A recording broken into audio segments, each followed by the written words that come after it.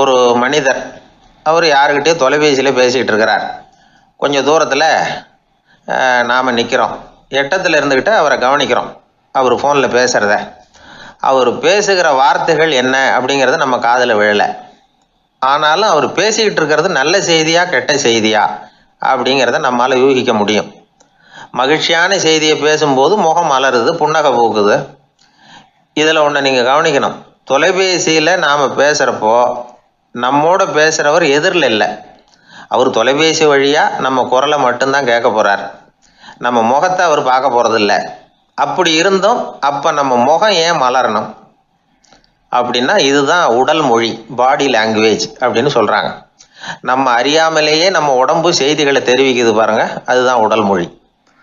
ஒரு மனிதர் தொலைபேசியில் பேசிக்கிட்டு இருக்கிறத நீங்கள் தூரத்தில் இருந்து கவனிச்சுக்கிட்டே அவர் நண்பரோட பேசுகிறாரா, மனைவியோட பேசுகிறாரா, குழந்தையோட பேசுகிறாரா, இல்லை மேல் அதிகாரிகிட்ட பேசுகிறாரா, அல்லது அவருக்கு கீழே பணிபுரிகிறவர்கள்கிட்ட பேசுகிறாரா அப்படிங்கிறத கண்டுபிடிக்கலாம். அதுக்கு காரணம் அவருடைய உடல் மொழி. இந்த உடல் மொழி கூட நம்ம வாழ்க்கையின் முன்னேற்றத்துக்கு பயன்படும். இதை பற்றிலாம் கூட சில நிபுணர்கள் ஆராய்ச்சி பண்ணி பார்த்துருக்குறாங்க.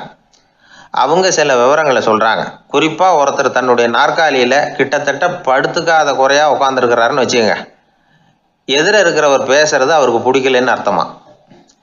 தலையை சொரிஞ்சிக்கிறது, வேறு வேறு திசைகளில் பார்க்குறது, கொட்டாவி விடுறது, கால்களை மாற்றி போட்டு உட்கார்றது, களைப்பாக கை விரல்களை அப்படியே பின்னிக்கிறது, அடிக்கடி கடிகாரத்தை பார்க்குறது, இப்படிலாம் ஒருத்தர் பண்ணிக்கிட்டு இருக்கிறாருன்னா நாம் கூடிய சீக்கிரம் அந்த இடத்த விட்டு எழுந்திரிச்சு வந்துடுறது நல்லது.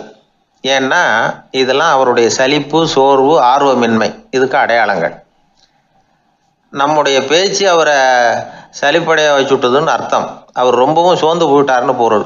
நம்முடைய பேச்சில் அவருக்கு ஆர்வம் இல்லைன்னு அர்த்தம். அதே நேரத்தில் நாற்காலியின் நுனியில் அமர்ந்து உடலை முன்னுக்கு நகர்த்தி எதிர இருக்கிறவரின் கண்களை பார்த்துக்கிட்டே பேசினாலும் சரி அல்லது பேச்சை கேட்டாலும் சரி, உங்கள் பேரில் மற்றவங்களுக்கு உள்ள பிடிப்பு அதிகரிக்கும். நாம் எப்படிப்பட்டவருங்கிறத நம்ம உடம்பும் நடை உடை பாவனையும் அடுத்தவங்களுக்கு காட்டி கொடுத்துரும். உங்கள் உடம்பு, உங்கள் பார்வை, நடை, உட்கார்ற விதம், இதை வச்சுக்கிட்டே நீங்கள் பொறுப்புள்ளவரா, முரடரா, அலட்சியமானவரா, மரியாதை தெரிஞ்சவரா, அடக்கமானவரா, நம்பிக்கைக்கு உரியவரா, நாணயம் இல்லாதவரா, பயந்தவரா, திறமைசாலியா, அப்பாவியா அப்படிங்கிறதையெல்லாம் கண்டுபிடிச்சிடலாம். அதனால் இந்த உடல் மொழியை புரிஞ்சுக்கிட்டு நம்மளை கொஞ்சம் சரிப்படுத்திக்கிட்டோம்னா வாழ்க்கையில் சுலபமாக பல காரியங்களை சாதிக்க முடியும். ஒரு மனநல மருத்துவமனை, அங்கே ஒருத்தர் ஒரு நாற்காலியில் உட்காந்துக்கிட்டு கார் ஓட்டுறது மாதிரி அப்படி பாவனை பண்ணிகிட்டு இருந்தார். ஸ்டியரிங்கை திருப்புறது மாதிரி, பின்னாடி வர்ற வண்டியை நிற்க சொல்கிறது மாதிரி, அப்புறம் இவர் ஒதுங்கிக்கிட்டு அவருக்கு வழி விடுறது மாதிரி, இப்படிலாம் சேட்டைகள் பண்ணிக்கிட்டு இருந்தார் மனநல மருத்துவமனையில். இதை பார்த்துக்கிட்டு இருந்த ஒருத்தர் பக்கத்தில் இருந்த இன்னொருத்தர்கிட்ட கேட்டார், இவர் ஏன் இப்படி பண்ணுறாரு, இவருக்கு ஏன் அப்படி வந்தது நிலைமை அப்படின்னு சொல்லி அவர் விசாரித்தார். அப்போ அவர் விவரம் சொன்னார். வேறு ஒன்றும் இல்லைங்க, இவருக்கு கார் ஓட்டணும்னு ஆசை ரொம்ப காலமாக, அது நிறைவேறாமல் போயிட்டுது. அதுக்கப்புறம் அவர் மனநோயாளியாக மாறிட்டார். இங்கே அழைச்சிட்டு வந்தாங்க. இங்கே அழைச்சிட்டு வந்ததுலேருந்து அப்படி தான் பண்ணிகிட்டு இருக்கிறார். அவர் கார் ஓட்டுறது மாதிரிலாம் பாவனை பண்ணிகிட்டு இருப்பார், திருப்புறது மாதிரி பண்ணுவார், பின்னாடி வர்றவங்களுக்கு இடம் விடுவார், இப்படிலாம் செய்கிறார் அப்படின்னு விவரம் சொன்னாங்க. நீங்கள் சொல்லப்படாதா, இப்போ நீங்கள் கார் ஓட்டல, வெறும் நாற்காலியில் தான் உட்காந்துருக்குறீங்க அப்படின்னு நீங்கள் சொல்லப்படாதா அவருக்கு அப்படின்னு கேட்டாங்க. அது முடியாதுங்க, ஏன்னா அந்த காரை கழுவுறதுக்காக அவர் தினமும் எனக்கு 10 ரூபா கொடுத்துக்கிட்டு இருக்கிறார் அப்படின்னாராம் அங்கே வேலை செஞ்சுக்கிட்டு இருந்த ஒருத்தர். அதனால் வாழ்க்கையில் நாம் இந்த உடல் மொழியை புரிஞ்சுக்கணும். உடல் மொழிங்கிறது இப்போ ஆரம்பத்தில் சொன்னது மாதிரி அந்த தொலைபேசியில் பேசுகிறவங்கள தூரத்திலேருந்து பார்த்தாவே அவர் யாருக்கிட்ட பேசுகிறார், என்ன பேசுகிறாருன்னு தெரியும். நம்ம முகத்தை நல்லா வச்சுக்கணும். உடல் மொழியை நம்ம புரிஞ்சுக்கிட்டு பயன்படுத்த ஆரம்பித்தோம்னா எந்த முயற்சி பண்ணினாலும் அதில் வெற்றி நிச்சயம். ஊரில் ஒரு சிற்பி இருந்தார். சிற்பின்னா அவர் ரொம்ப திறமையுள்ளவர். அதாவது எங்கேயாவது ஒரு கல் கிடந்தால் போதும், அதை அப்படியே எடுத்துகிட்டு வருவார். கொஞ்ச நாள் கழித்து அவர் இடத்துக்கு போய் பார்த்தா அழகாக ஒரு சிற்பம் உட்காந்துருக்கும். இந்த கல்லாக கிடந்தது சிற்பமாக மாறி இருக்கும், அந்த அளவுக்கு பண்ணிவிடுவார். அப்பேற்பட்ட சிற்பி எப்படிங்க அவ்வளவு மோசமான ஒரு கல்லில் இருந்து இவ்வளவு அழகாக ஒரு சிற்பத்தை உங்களால் வடிக்க முடிஞ்சுது அப்படின்னு கேட்டால், அது ஒன்றும் பெரிய விஷயம் இல்லைங்க, இந்த சிற்பம் ஏற்கனவே அந்த கல்லுக்குள்ளே இருந்தது. இதை சுற்றி இருக்கிற வேண்டாத பகுதிகளெல்லாம் உளியால் கொத்தி எடுத்துவிட்டேன், அவ்வளவுதான் என் வேலை. உடனே உள்ளே இருந்த இது வெளியில் வந்துட்டுது அப்படிம்பார். அந்த அளவுக்கு திறமைசாலி. ஒரு சின்ன பாறை இல்லைன்னா கருங்கல்ல பார்த்துட்டாருன்னா போகிறோம், விடமாட்டார். அந்த கல்லோட அமைப்பை கவனித்து பார்த்துட்டு இதுக்குள்ளே ஒரு வீரன் ஒளிஞ்சிருக்காம்பார். அவர் கண்ணுக்கு தெரியும். இந்த கல்லுக்குள்ளே ஒரு துறவி உட்காந்துருக்காரும்பார். நமக்கெல்லாம் வெறும் கல்லாக தான் தெரியும். இந்த கல்லுக்குள்ளே ஒரு நடன மங்கை நடனம் ஆடிக்கிட்டு இருக்கா அப்படிம்பார். உடனே அந்த கல்லை கொண்டுகிட்டு வருவார். அவர் சொன்னது மாதிரியே உள்ளே இருக்கிற அவங்களையெல்லாம் வெளியில் கொண்டுகிட்டு வந்துடுவார். அதாவது வேண்டாத பகுதிகளெல்லாம் கொத்தி எடுத்துருவார். அவர் மொழியில் சொல்லப்போனால் இந்த சிற்பிக்கு ரொம்ப நாளாக மனசுக்குள்ளே ஒரு ஆசை. அதாவது உண்மை, தூய்மை, இதுக்கு உதாரணமாக இருக்கக்கூடிய புத்தர் சிலையை வடிக்கணும் அப்படிங்கிறது அவரோட ஆசை. ஆனால் அந்த ஆசை நிறைவேறாமலே இருந்துக்கிட்டு வந்தது. அதுக்கு என்ன காரணம்னா, அதுக்கு தகுந்த மாதிரி ஒரு கல் கிடைக்கல. கல் கிடைச்சா அதை செஞ்சுருவார். ரொம்ப காலமாக அங்கே இங்கே தேடி அலைஞ்சார். இந்த புத்தர் சிலை வடிக்கிறதுக்கு பொருத்தமாக ஒரு கல் கிடைக்குமா அப்படின்னு சொல்லி கண்ணில் படுற கல்லையெல்லாம் உத்து உத்து பார்ப்பார். உள்ளே புத்தர் இருக்காரான்னு கவனிப்பார். இருக்கிற மாதிரி எதுவும் தெரியல அவர் கண்ணுக்கு. சரி, இதுக்கு என்ன செய்யலாம்னு யோசனை பண்ணார். நேராக ஒரு புத்த மடாலயத்துக்கு போனார். அங்கே இருக்கிற ஒரு புத்த துறவியை சந்தித்தார். அவர்கிட்ட விசாரித்தார், சுவாமி, புத்தரின் தூய்மை ஒளிஞ்சிருக்கிற அந்த கல் எங்கே கிடைக்கும் அப்படின்னார். அந்த கல் இருக்கிற இடம் எதுன்னு இன்னமும் உங்களுக்கு தெரியலையா அப்படின்னு கேட்டார் துறவி. இல்லைங்க, அதுக்காகத்தான் அலைஞ்சிக்கிட்டு இருக்கிறேன் அப்படின்னார் இவர். சரி, கவலைப்படாதீங்க, ஏன் கூட வாங்க காட்டுறேன் அப்படின்னு அழைச்சிட்டு போனார். எங்கே போனார்னா, அந்த மடாலயத்தின் பின்பக்கம் போனாங்க. 2 பேரும் போனாங்க. அங்கே போய் பார்த்தா அங்கே ஒரு கிணறு இருந்தது. என்ன அது, நாம் கேட்டது கல், இவர் அழைச்சிட்டு வந்து காட்டுறது கிணறு அப்படின்னு இவருக்கு சந்தேகம். ஒரு மாதிரியாக பார்த்தார். அவர் சொன்னார், துறவி எட்டி பாருங்க உள்ள அப்படின்னாரு. கிணறுக்குள்ளே என்ன இருக்கும்னு இவருக்கு தெரியாதா, இருந்தாலும் அவர் சொல்கிறாரு அப்படின்னு சொல்லி எட்டி பார்த்தார். பார்த்தா அதில் தண்ணி இருந்தது. அந்த தண்ணியில் தன்னோட உருவம் தெரிஞ்சுது. இப்போ அந்த புத்த ஞானி சொன்னார், துறவியாரே, புத்தரை நாம தான் ஒழிச்சு வச்சிருக்கிறோம், நமக்குள்ளே தான் அவர் மறைஞ்சிருக்கிறார். அவரை அடையாளம் தெரியாதபடி மூடி இருக்கிறது எது தெரியுமா? நம்மக்கிட்ட இருக்கிற கோபம், போலித்தனம், பதட்டம், ஆசை, இதெல்லாம் தான். அறிவு அப்படிங்கிற ஒளியால் அதையெல்லாம் செதுக்கி எடுத்துட்டோம்னா அந்த அழகான புத்தர் வெளியில் வந்துடுவார் அப்படின்னு சொன்னார் துறவி. அதனால் நமக்குள்ளே இருக்கிற நம்மளை நமக்கே அடையாளம் தெரியல அப்படிங்கிறது தான் உண்மை. இந்த உண்மையான மனிதன் உள்ளே இருக்கிறான். இவர் கல்லை பார்த்துட்டு உள்ளே யார் இருக்காங்கிறது அவருக்கு தெரிஞ்சுது சிற்பிக்கு. ஆனால் உண்மையான புத்தர் எங்கே இருக்காருங்கிறத அவரால் அடையாளம் கண்டுபிடிக்க முடியல. அப்படி தான் பல பேர் இன்றைக்கி இருந்துக்கிட்டு இருக்கிறோம். ஒரு அப்பா தன்னுடைய பிள்ளைக்கு புத்தி சொன்னார், அதோ பார்ப்பா, மனசு தான் கல், அறிவு தான் ஒளி. உன்னுடைய மனசுங்கிற கல்லை அறிவுங்கிற ஒளியால் செதுக்கி அழகான மனிதனாக நீ வெளியில் வரணும்னார். அதுக்காக தான்ப்பா தேடிகிட்டு இருக்கேன்னா அவன். மனசுங்கிற கல்லை தேடிக்கிட்டு இருக்கிறியா அப்படின்னு கேட்டார். இல்லைப்பா, அறிவுங்கிற ஒளி எங்கே இருக்குன்னு தெரியல எனக்கு, அதை தான் தேடிக்கிட்டு இருக்கிறேன் அப்படின்னு நானா. அதனால் அறிவை தேடிக்கிட்டு இருக்கிறவன் என்னைக்கு உண்மையை கண்டுபிடிக்க போகிறான், அதையே கண்டுபிடிக்க முடியலைங்கும் பொழுது. அதனால் நாம் யார் அப்படிங்கிறது நமக்கு அடையாளம் தெரியணும். அந்த அடையாளம் தெரிஞ்சுட்டா வாழ்க்கையில் வெற்றி நிச்சயம். ஒரு ஊரில் ஒரு ஆள் இருந்தான். அவனுக்கும் அவன் மனைவிக்கும் சண்டை. இவன் கோவிச்சுக்கிட்டு வீட்டை விட்டு வெளியில் வந்துட்டான். நேராக தன்னுடைய நண்பன் ஒருத்தனை தேடிட்டு போனான். அந்த நண்பன் எப்படின்னா, எதுக்கும் அசரமாட்டான், எப்பவும் மகிழ்ச்சியாக இருப்பான். அவங்ககிட்ட போய் இவன் யோசனை கேட்டான். அது சரி, நீ எப்படி எப்பவும் மகிழ்ச்சியாக இருக்கிற, என்னால் அப்படி இருக்க முடியலையே அப்படின்னு கேட்டான். என்ன நடந்தது சொல்லுன்னா அவன். வீட்டில் எனக்கும் என் மனைவிக்கும் தகராறு, நிம்மதி இல்லை, அதுதான் இங்கே வந்தேன், உங்ககிட்ட யோசனை கேட்கலாமேன்னு அப்படின்னு விவரத்தை சொன்னான். அதை கேட்டுவிட்டு அதுக்கப்புறமா இவன் சொன்னான், இந்த பாருப்பா, இது ஒன்றும் பெரிய விஷயம் இல்லை. எனக்கு 2 மனைவிகள், 2 வீடு. ஒரு வீட்டில் சண்டை வந்துட்டுதுன்னா நேராக இன்னொரு வீட்டுக்கு வந்துடுவேன். இங்கே சண்டை வந்துட்டுதுன்னா நேராக அங்கே போயிடுவேன். 2 குடும்பம் இருக்கிறதுனால இப்படி ஒரு வசதி, இதுதான் என்னுடைய மகிழ்ச்சியின் ரகசியம் அப்படின்னு நானா. ஓ அப்படியா விஷயம், இப்போ புரிஞ்சுக்கிட்டேன், உன்னுடைய யோசனைக்கு ரொம்ப நன்றி அப்படின்னு சொல்லிவிட்டு அவன் திரும்பி வந்துட்டான். அங்கே இங்கே தேடினான். ஒரு வாரத்துக்குள்ளே இன்னொரு பொண்ணை தேடி கண்டுபிடிச்சி கல்யாணம் பண்ணிட்டான். இப்போ இவனுக்கும் 2 வீடு ஆயிட்டுது. அதுக்கப்புறம் என்னாச்சு தெரியுமா, இவன் 2வதாக கல்யாணம் பண்ணிக்கிட்டு வந்தானே, இந்த செய்தி முதல் மனைவிக்கு தெரிஞ்சு போச்சு.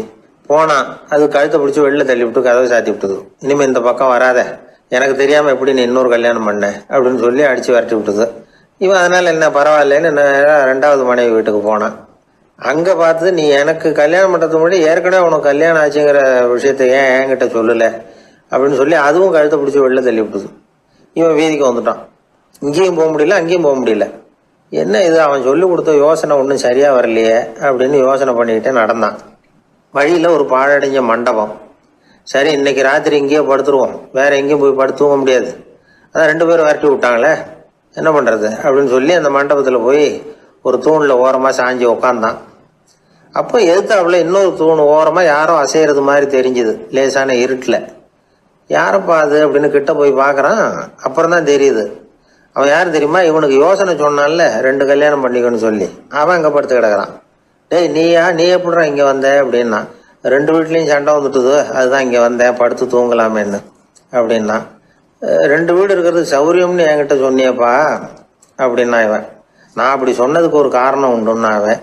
என்னடா காரணம்னு கேட்டான். அது வேற ஒன்றும் இல்லை, தினமும் ராத்திரியில் இந்த மண்டபத்தில் தனியாக படுக்கிறதுக்கு எனக்கு பயமாக இருந்தது, எனக்கு ஒரு துணை தேவைப்பட்டது, அதுக்காக தான் உங்ககிட்ட அப்படி ஒரு யோசனை சொன்னேன். இப்போ நீ வந்ததுனால எனக்கு துணை கிடைச்சிட்டுது. இப்போ நம்ம 2 பேரும் துணையாக இங்கே படுத்துக்கலாம், நீ அந்த தூணில் சாஞ்சிக்கோ, நான் இந்த தூணில் சாஞ்சிக்கிறேன் அப்படின்னு சொல்லி படுத்து தூங்க ஆரம்பிச்சிட்டானோ. அதாவது நம்ம வாழ்க்கையில் முடிவுகள் எடுக்கிற விஷயத்தில் இந்த ஆள் மாதிரி தான் பல பேர் நடந்துக்கிறோம் அப்படிங்கிறார். அதாவது உலக புகழ்பெற்ற மனோதத்துவ மேதை ஸ்காட் பெக் அப்படிங்கிறவர். அதாவது வீட்டுக்கு தேவையான பொருள்கள் வாங்குறதுலேருந்து கல்யாணம் பண்ணுறது, வீடு கட்டுறது வரைக்கும் அடுத்தவங்க பேச்சை கேட்டு வீணா போகிறவங்க தான் அதிகம். அறிவுரை கேட்கறதுல தப்பு இல்லை, ஆனால் அதுக்கப்புறம் அதை பற்றி சரியாக சிந்திச்சு பார்க்கறதில்ல, அதுதான் தப்பு. சில பேர் அறிவுரை சொல்கிறதுலேயே ரொம்ப தெளிவாக இருப்பாங்க. ஏன் சார் 2 சம்சாரத்தோட குடும்பம் நடத்துறது ரொம்ப கஷ்டமானு கேட்டாராம் ஒருத்தர். அது எனக்கு தெரியாதுங்க அப்படின்னாராம் அவர். ஏன்னு கேட்டிருக்கார். ஏன்னா எனக்கு 3 சம்சாரம் அப்படின்னாராம் அவர். எனக்கு ஒரு நண்பர், அவர் ஒரு வழக்கறிஞர். ஒரு நாள் அவர்கிட்ட பேசிகிட்டு இருந்தேன். அப்போ கேட்டேன், ஏன் சார் நீங்கள்லாம் கோர்ட்டில் வாதாடுறப்போ கருப்பு நிற அங்கி அணியிறீங்களே, அதுக்கு என்ன காரணம், சட்டத்துக்கும் கருப்பு கலருக்கும் என்ன சம்பந்தம் அப்படின்னு கேட்டேன். அது ஒரு சுவாரஸ்யமான கதைன்னார் அவர்.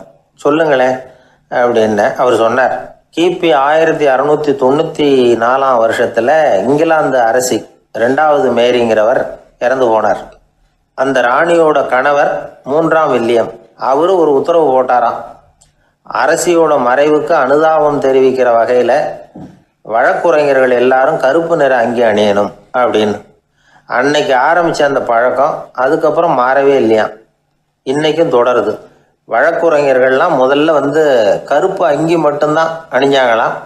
அதில் ஒரு சின்ன சங்கடம், ஏற்கனவே உடம்பு கருப்பாக இருக்கிறவங்க அதுக்கு மேலே கருப்பு ட்ரெஸ் வேற போட்டுக்கிட்டா முகம் பளிச்சுன்னு தெரியாது இல்லையா. அதனால் முகம் பளிச்சுன்னு தெரியறதுக்காக அவங்கெல்லாம் வெள்ளை நிற பட்டியை அணிய ஆரம்பித்தாங்களாம். இப்படி தான் இங்கிலாந்தில் அந்த பழக்கம் ஆரம்பமாயிருக்குது. அந்த சமயத்தில் இந்தியாவை ஆண்டது பிரிட்டிஷ்காரங்க தானே, அதனால் இங்கேயும் அந்த பழக்கம் அப்படி நடைமுறைக்கு வந்துட்டுது. அதே மாதிரி சர்ச்சிலின் மூதாதையரான மார்ல்பரோ பிரபுவின் ஞாபகார்த்தமாக நீதிபதிகள் இந்த வெள்ளை குள்ளாய் அணிகிற முறை பழக்கத்துக்கு வந்துதான். இதுதான் என்னுடைய நண்பர் சொன்ன தகவல். இங்கிலாந்தில் நீதிமன்றம்ங்கிறது ரொம்ப மதிப்புள்ளது. அந்த அளவுக்கு சட்டத்துக்கு அங்கே மரியாதை. அங்கே நடந்த ஒரு சுவாரஸ்யமான நிகழ்ச்சியை ஒரு சகோதரி எழுதி அனுப்பியிருந்தாங்க. அவங்க அப்பா நீதித்துறையை சேர்ந்தவரா, அவர் சொன்னதான் இது.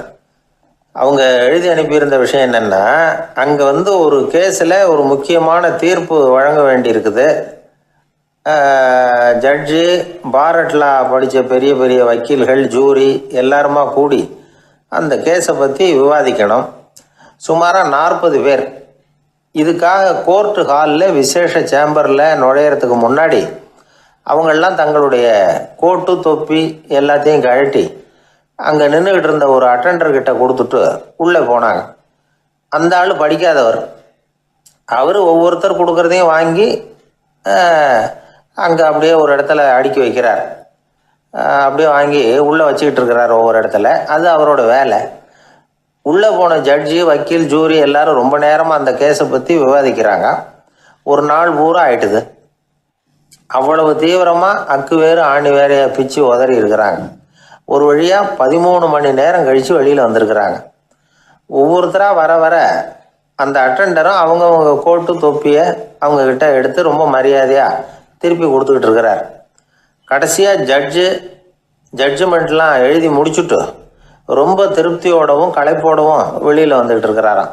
இந்த ஆள் அவருடைய மேல் கோட்டையும் தொப்பியையும் எடுத்து அவர்கிட்ட ரொம்ப மரியாதையோடு நீட்டினாராம். ஜட்ஜுக்கு ரொம்ப ஆச்சரியம். இந்த ஆள் எப்படி இவ்வளவு பேரோட கோட்டு தொப்பி எல்லாத்தையும் ஞாபகம் பேசாமல் திருப்பி கொடுக்குறார் அப்படிங்கிறது அவருக்கு ஆச்சரியம். அதனால் அவர் அந்த ஆளை பார்த்து கேட்டாராம், ஏப்பா இந்த கோட்டை கொடுக்குறிய, இது என்னோடது தானா?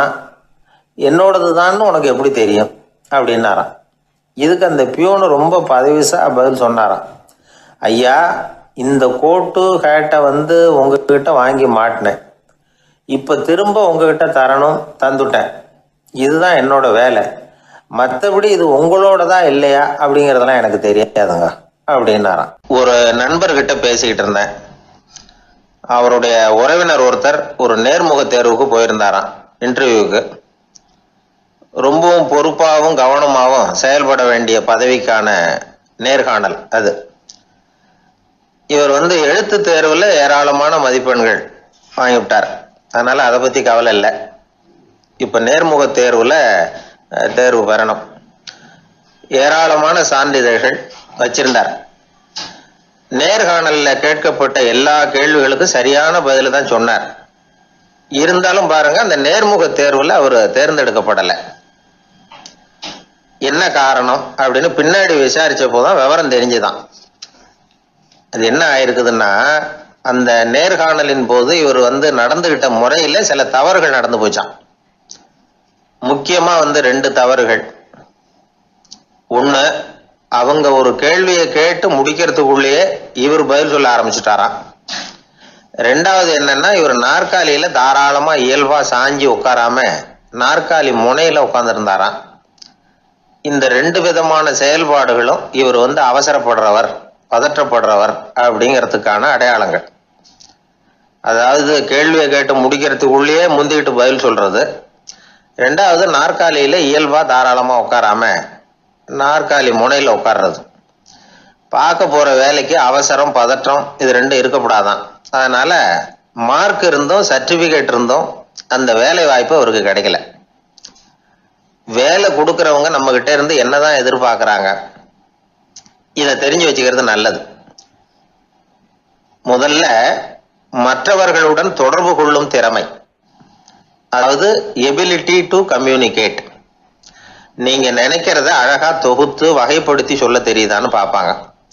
உங்க திட்டங்களை அடுத்தவங்க ஏற்றுக்கொள்ளக்கூடிய விதத்துல வெளிப்படுத்துறதுக்கு உங்களால முடியுதான்னு பார்ப்பாங்க. இதுக்கு என்ன செய்யறது? குழப்பம் இல்லாம சிந்திக்கணும், குழப்பம் இல்லாம பேசணும். 2வது விஷயம் என்னன்னா புத்திசாலித்தனம், அதாவது இன்டெலிஜென்ஸ். ஏத்துக்க போற வேலையை நல்ல விதமா செய்ய முடியுமா உங்களால? அதை எந்தெந்த வழியில செய்யலாம் அப்படிங்கிறத உங்களால தீர்மானிக்க முடியுமா? அந்த வேலைக்கான புது புது யோசனைகளை உங்களால சொல்ல முடியுமா அப்படின்னு பார்ப்பாங்க. இது இன்டெலிஜென்ஸ். 3வது தன்னம்பிக்கை, அதாவது செல்ஃப் கான்ஃபிடன்ஸ். உங்களுக்கு அது உண்டா அப்படிங்கிறத கவனிப்பாங்க. எந்த சூழ்நிலையையும் சமாளிக்கணும், எப்படிப்பட்ட மனிதர்களையும் சமாளிக்கிற தைரியம் வேணும், அடுத்தவங்களை நமக்கு சாதகமா திருப்பக்கூடிய தன்னம்பிக்கை வேணும். 4வது பொறுப்புகளை முன்வந்து ஏற்றுக்கொள்ளுதல், வில்லிங்னஸ் டு அக்செப்ட் ரெஸ்பான்சிபிலிட்டி. பொறுப்புகள்ல இருந்து நழுவி போக ஆசைப்படாம செஞ்சு முடிக்கணும். 5வது முன் வருதல், இனிஷியேட்டிவ். வேலையோட முக்கியத்துவம் உணர்ந்து அதை ஏத்துக்கிட்டு தகுந்த நடவடிக்கைகளை தயங்காம எடுக்கிறதுக்கு முன் வரணும். 6வது என்னன்னு கேட்டீங்கன்னா தலைமைத்துவம், லீடர்ஷிப். 4 பேருக்கு தலைமை தாங்கி நல்ல விதத்துல நடந்துக்க தெரியுதா? 7வது கற்பனை திறன், இமேஜினேஷன். சில பிரச்சனைகள் வரக்கூடும் அப்படின்னு முன்கூட்டியே யூகிச்சு அதுக்கு தகுந்த மாதிரி நடவடிக்கை எடுக்கிற திறமை உண்டா அப்படிங்கிறத பார்ப்பாங்க. எட்டாவது என்னன்னா வளைந்து கொடுத்தல், ஃபிளெக்சிபிலிட்டி. சூழ்நிலைக்கு தகுந்த மாதிரி, மாற்றங்களுக்கு தகுந்த மாதிரி அனுசரித்து நடந்துக்கிறதுக்கு தெரியுதா அவங்களுக்கு அப்படிங்கிறத கவனிப்பாங்க. அடுத்தது திறமைகளை வெளிக்கொணரும் திறமை, இன்டர்பர்சனல் ஸ்கில்ஸ். அடுத்தவங்க கிட்ட இருக்கிற திறமையை கண்டுபிடிச்சி அதை நல்ல விதத்தில் ஊக்கப்படுத்தி பயன்படுத்த தெரியுதா அப்படின்னு பார்ப்பாங்க. ஆறாவது சுய அறிவு, செல்ஃப் நாலேஜ். அடுத்தவங்க நம்மளை பற்றி என்ன நினைக்கிறாங்க அப்படிங்கிறத நம்மளால் புரிஞ்சிக்க முடியுதாங்கிறது முக்கியம். அடுத்தது போட்டி மனப்பான்மை, காம்படிட்டிவ்னஸ். அடுத்தவங்களை ஒப்பிட்டு பார்த்து அதை விட ஒரு படி மேலே வரணுங்கிற குணம் வேணும். இதுக்கு அடுத்தது என்னன்னா குறிக்கோளை வெல்லுதல், கோல் அச்சீவ்மெண்ட். குறிக்கோளை சவாலாக எடுத்துக்கிட்டு அதை அடையணும். அப்புறம் வேறுபட்ட திறமைகள், ஒகேஷனல் ஸ்கில்ஸ். பதவிக்கு வேண்டிய திறமைகள் தவிர மற்ற திறமைகள் எதுவும் உண்டாங்கிறது முக்கியம். நமக்கு வேலை கொடுக்கணும்னு நினைக்கிறவங்க நம்ம கிட்ட இருந்து இவ்வளவும் எதிர்பார்ப்பாங்க. அதுக்கு தகுந்த மாதிரி நம்மளை நாமே தயார்படுத்திக்கணும். எனக்கு வேண்டப்பட்ட ஒருத்தர் ஒரு இன்டர்வியூவுக்கு போயிட்டு வந்தார், நேர்காணலுக்கு. எப்படி இருந்தது இன்டர்வியூன்னு விசாரித்தேன். நான் போனேன். அவர் கேட்ட எல்லா கேள்விக்கும் அவர் எதிர்பார்த்தது மாதிரியே எல்லா பதிலையும் சொன்னேன். கடைசியாக நான் எதிர்பார்க்காத ஒரு தகவலை அவர் சொன்னார் அப்படின்னார். என்னன்னு கேட்டேன். அவரும் என்ன மாதிரியே இன்டர்வியூக்கு வந்தவர் தானா, சும்மா என்ன கேள்வி கேட்டுக்கிட்டு உட்காந்துருந்தாராம் அப்படின்னார். அதனால ஒரு நேர்காணலுக்கு போறதுக்கு முன்னாடி என்ன எதிர்பார்க்கறாங்க அப்படிங்கறத தெரிஞ்சுக்கிட்டு போனா வெற்றி நிச்சயம். ஊர்ல ஒரு ஞானி இருந்தார். ஒரு நாள் அவரை தேடிட்டு ஒருத்தர் வந்தார். வந்தவர் ஞானியை பார்த்து ஒரு கேள்வி கேட்டார். ஐயா, உங்களுடைய சாதனை என்ன? இதுதான் அவர் கேட்ட கேள்வி. இதை கேட்டதும் அந்த ஞானி நிமிர்ந்து இவரை பார்த்தார். அப்புறம் சொன்னார், அது ஒன்றும் பெரிய விஷயம் இல்லை, அது ரொம்ப எளிமையான ஒண்ணு. எப்போ எனக்கு பசிக்குதோ அப்போ நான் சாப்பிட்டுருவேன், எப்போ எனக்கு தூக்கம் வருதோ அப்போ நான் தூங்கிடுவேன், அவ்வளவுதான் அப்படின்னார். கேள்வி கேட்டவர் ஒரு மாதிரி ஆயிட்டார். ஐயா, இதே தானே நாங்களும் செய்கிறோம், இதுல என்ன அதிசயம் இருக்கு அப்படின்னார். இப்போ அந்த ஞானி சொன்னாராம், இங்கே தான் நீங்கள் தப்பு பண்ணுறீங்க அப்படின்னாராம். அப்படியான்னாரு இவர். ஆமாம் அப்படின்னாராம். நீங்கள் செய்கிற தவறு எனக்கு புரியுது. ஏன்னா நான் உங்களை மாதிரி நான் வாழ்ந்து பார்த்துருக்குறேன். அதனால என்னுடைய அனுபவத்துல உங்களுக்கும் எனக்கும் உள்ள வித்தியாசத்தை உணர முடியுதுன்னாராம். என்ன சொல்றீங்க, எனக்கு ஒன்றும் புரியலையேன்னாரா இவரு. இதை பாருங்க, சாப்பிடுறதுங்கிறது நாம ரெண்டு பேருக்கும் பொதுவான ஒரு காரியம்தான். ஆனா நீங்க சாப்பிடுறதுக்கும் நான் சாப்பிடுறதுக்கும் வித்தியாசம் இருக்கு அப்படின்னாராம். என்ன வித்தியாசம்னு கேட்டிருக்கார். நீங்க பசி இல்லாத பொழுது சாப்பிடுறீங்க, இப்போ சாப்பிடுற நேரம் வந்துட்டுது அப்படிங்கிறதுக்காக சாப்பிடுறீங்க. சாப்பாடு ருசியா இருக்கு அப்படிங்கிறதுக்காக சாப்பிடுறீங்க. எது தேவைங்கிறது தெரியாம சாப்பிடுறீங்க. அது மாதிரி தூக்கமும் உங்களுக்கு ஒரு பழக்கமா போட்டுது. இப்போ இது தேவையா இல்லையா அப்படிங்கிறத பத்தி நீங்க யோசிச்சு பாக்குறது இல்ல. சாப்பிடும் பொழுது 1000 வேலைகளை மனசுல நினைச்சுக்கிட்டு இருப்பீங்க. அதனால அது சாப்பிடுதலா இருக்காது. அதே மாதிரி நீங்க தூங்கும் பொழுதும் அது தூங்குதலா இருக்காது. ஏகப்பட்ட கனவுகள் வரும். உங்க மனசு மேலும் மேலும் கனவுகளை உருவாக்கி கொண்டே இருக்கும்.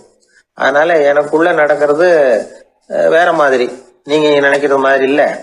எனக்குள்ள நடக்கிறது எப்படின்னா, நீங்க செய்யறது மாதிரி இல்ல. தூக்க உணர்வு வந்த உடனே தூங்குதல் மட்டுமே நடைபெறும். அதுதான் என்கிட்ட நடக்கிறது அப்படின்னாராம் அந்த ஞானி. வித்தியாசம் புரியுதா? அந்த ஞானி சாப்பிடுறத அனுபவிக்கிறார், அது எக்ஸ்பீரியன்ஸ். நாம அப்படி இல்லை, மனம் போன போக்குல சாப்பிடுறோம். இது இன்டெலிஜிங். இது ரெண்டுலயும் செயல்ல வேறுபாடு இல்லை, விழிப்புணர்வுல தான் வேறுபாடு இருக்கு. அவர் சாப்பிடும் பொழுது ஒரு சாட்சி மனோபாவத்தோட சாப்பிடுறார். எவ்வளவு தேவையோ அவ்வளவுதான் சாப்பிடுறார். ஏன்னா அவருடைய விழிப்புணர்வு முழுமையா செயல்படுது. அதனால அவர் சாப்பிடும் பொழுது நம்மை விட மகிழ்ச்சியா இருக்கிறார். நாம அப்படி இல்லை, வயிற்றை நிரப்புறதுக்காக சாப்பிடுறோம். இன்னும் சொல்ல போனா சாப்பிடும் பொழுது நாம அங்கேயும் இருக்கிறது இல்லை, எங்கேயோ போயிடுறோம். உடம்பு மட்டும்தான் அங்க இருக்கும். ஆனா ஞானி அப்படி இல்லை. அவர் சாப்பிடும் பொழுது சாப்பிடுதல் மட்டுமே இருக்கும். எந்த ஒரு செயலையும் விழிப்புணர்வோட செய்யலாம், மனம் போன போக்கிலையும் செய்யலாம். விழிப்புடன் செய்யறப்போ செய்யும் செயல் நம்ம அனுபவமாகிறது, அவ்வளவுதான். இதெல்லாம் பெரிய தத்துவம் மாதிரி தெரியும். இருந்தாலும் நாம புரிஞ்சுக்க வேண்டியது என்னன்னா, எந்த காரியத்தை செஞ்சாலும் அதுல முழு ஈடுபாடு வேணுங்கிறது முக்கியம். அந்த அளவுக்கு முதல்ல நம்மளை மாத்திக்கிட்டா போதும். ஆனா நம்ம ஆளுங்க அந்த அளவுக்கு இருக்கிறது இல்ல, எல்லாமே அரைகுறை தான். கேட்டா ஞாபகம் மருதி. ஒருத்தன் என்ன பண்ணானா, விமான டிக்கெட் வாங்கிக்கிட்டு ரயில்வே ஸ்டேஷனுக்கு வந்துட்டான். அப்புறம் தான் புரிஞ்சுது தவறுதெல்லாம் இங்க வந்துட்டோங்கிறது. உடனே அவசரமா விமான நிலையத்தை நோக்கி ஓடி இருக்கிறான். அங்கே போய் கவுண்டரில் கேட்டிருக்கான், மேடம் நான் தவறுதெல்லாம் ரயில்வே ஸ்டேஷனுக்கு போயிட்டேன், இப்போ விமானத்தையும் தவற விட்டுட்டேன், அடுத்த ஃப்ளைட்டில் எனக்கு இதை மாற்றி தர முடியுமான்னு கேட்டிருக்கான். முடியாதுன்னாங்களாம் அந்த அம்மா. ஏன்னு கேட்டானா, ஏன்னா இப்போ நீங்கள் வந்திருக்கிறது பஸ் ஸ்டாண்டு அப்படின்னாங்களாம். சீடன் வெளியூர் புறப்படுறதுக்கு தயாராக இருந்தான். ரொம்ப தூரம் போக போகிறான், திரும்பி வர நாளாகும். புறப்படுறதுக்கான ஆயத்த வேலைகளில் ஈடுபட்டிருந்தான். அந்த சமயம் பார்த்து இன்னொரு சீடன் அவங்கிட்ட வந்தான். நம்ம குரு உன்னை அழைச்சிட்டு வர சொன்னார் வா அப்படின்னு கூப்பிட்டான். இவன் உடனே புறப்பட்டு போனான். குருநாதரை பார்த்தான். அவர் காலில் விழுந்து வணங்கினான். வணங்கிவிட்டு எழுந்திரிச்சான். அவ்வளவுதான். குரு ஏதாவது உபதேசம் பண்ணுவாருன்னு எதிர்பார்த்தான். ஆனால் நடந்தது என்ன தெரியுமா? குரு அவனுக்கு ஓங்கி ஒரு அடி கொடுத்தார். எதிர்பாராம இந்த அடியை வாங்கினதும் அந்த சீடன் அதிர்ந்து போயிட்டான். பக்கத்தில் இருந்த மற்ற சீடர்களும் திகைச்சு போய் நின்றுட்டாங்க. அடி வாங்கின சீடனுக்கு மனசுக்குள்ள குழப்பம். நாம என்ன தப்பு பண்ணணும், புறப்படுற நேரத்துல இப்படி குரு கிட்ட அடி வாங்குற மாதிரி ஆயிட்டுதே அப்படின்னு நினைச்சு மனசுக்குள்ள ரொம்ப வேதனைப்பட்டான். கொஞ்சம் துணிச்சலை வரவழைச்சுக்கிட்டு குருநாதர்கிட்டயே கேட்டுட்டான், சுவாமி நான் என்ன தப்பு பண்ணினேன், என்னை இப்படி அடிச்சுட்டீங்களே, ஒரு வார்த்தை கூட உங்களை எதிர்த்து நான் பேசினது இல்லையே, இவ்வளவு காலமா உங்க விருப்பத்துக்கு விரோதமா ஒரு காரியம் கூட நான் செஞ்சது இல்லையே, வந்ததும் வராததுமா ஒண்ணுமே சொல்லாம என்ன அடிச்சுட்டீங்களே, குருவே நான் செஞ்ச குற்றம் தான் என்ன அப்படின்னு கண்ணீரோட பரிதாபமா கேட்டானா அந்த சீடன். ஆனா அந்த குரு முகத்துல கொஞ்சம் கூட கோபம் இல்லை. அவர் சிரிச்சுக்கிட்டே நின்றுகிட்டு இருந்தாராம். அதுக்கப்புறம் சொன்னாராம், என்னுடைய அருமை சீடனே, நீ ஒரு தவறும் பண்ணல, நான் உன்னை அடிச்சது நீ ஏதோ தப்பு பண்ணிவிட்டேங்கிறதுக்காக இல்லை, நீண்ட பயணம் போக போறேன், ஞாபகமா ஏதாவது கொடுத்து அனுப்ப வேணாமா, நீ ஞானம் பெற்ற பிறகுதான் திரும்பி வர போறேங்கிறது எனக்கு தெரியும், அதுக்கு பிறகு உன்னை வந்து அடிக்க முடியுமா, அதனால இப்ப கிடைச்சிருக்கிற இந்த வாய்ப்பை பயன்படுத்திக்கிட்டேன், அப்போதைக்கு இப்பவே அடிச்சுட்டேன், அவ்வளவுதான், வேற ஒண்ணும் இல்லை அப்படின்னாராம். குரு சிரிச்சுக்கிட்டே இப்படி சொல்றார். இருந்தாலும் இதுவும் ஒரு உபதேசம் தான். அதிர்ச்சிகளால விழிப்படைய வைக்கிறதும் ஒரு வழிதான். இது ஜென் வழி. பெரும்பாலும் அதிர்ச்சியின் மூலமாகவே ஞான தரிசனத்தை அருள்கிறவர்கள் தான் ஜென் குருமார்கள். நம்ம தியானம் தான் ஜென்.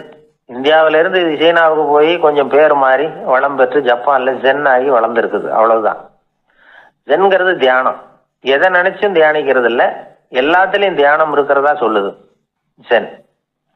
பேசுறது, இருக்கிறது, நடக்கிறது, சாப்பிடுறது, சிரிக்கிறது, தூங்குறது, தொழில் செய்யறது அல்லது சும்மா இருக்கிறது எல்லாமே தியானம் தான். ஜென்கிறது ஒரு சுய தரிசனம், தன்னைத்தானே அடையாளம் கண்டுகொள்ளுகிறது தான் அது. இல்லாத எதையும் தேடி கண்டுபிடிக்கிறது இல்லை. சென் மார்க்கத்தை பத்தி ஓஷோ என்ன சொல்றாரு தெரியுமா? காணாமல் போன தன்னுடைய மூக்கு கண்ணாடி தன்னுடைய மூக்கின் மேல் இருப்பதை கண்டுகொள்வது போன்றது சென் அப்படிங்கிறார். நம்மால் இன்னொருத்தர் முகத்தை ரொம்ப நேரமா உத்து பார்த்துக்கிட்டு இருந்தார். என்ன பாக்குறீங்கன்னாரு அவரு.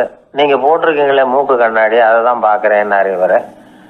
நீங்க அப்படி பாக்குறதுக்கு விசேஷ காரணம் ஏதாவது உண்டான்னு கேட்டார் இவர். உண்டுன்னார். என்னன்னு கேட்டார். நேத்திக்கு காணாம போன என்னோட மூக்கு கண்ணாடி அது அப்படின்னாராம் இவர். ஒருத்தன் தன்னுடைய நண்பனை வழியில பார்த்தான். என்னப்பா லெட்டர் போட்டுனே கிடைச்சதா அப்படின்னா. ஓ கிடைச்சதேன்னா அவன். இவன் உடனே ஏன்டா போய் சொல்ற, நான் உனக்கு லெட்டரே போடல, சும்மா தான் கேட்டேன், உடனே கிடைச்சிட்டுதுங்கிறிய அப்படின்னா. லெட்டர் போட்டேன்னு நீ போய் சொல்றப்போ அது கிடைச்சதுன்னு நான் போய் சொல்லக்கூடாதா அப்படின்னானா அவன். இப்படிப்பட்டவங்க சில பேர் இருந்தா கூட இன்னைக்கு கடிதம் மூலமா தொடர்பு கொள்ளாதவங்க இருக்கவே முடியாது. அந்த அளவுக்கு அது அவசியமான ஒன்னாயிட்டுது.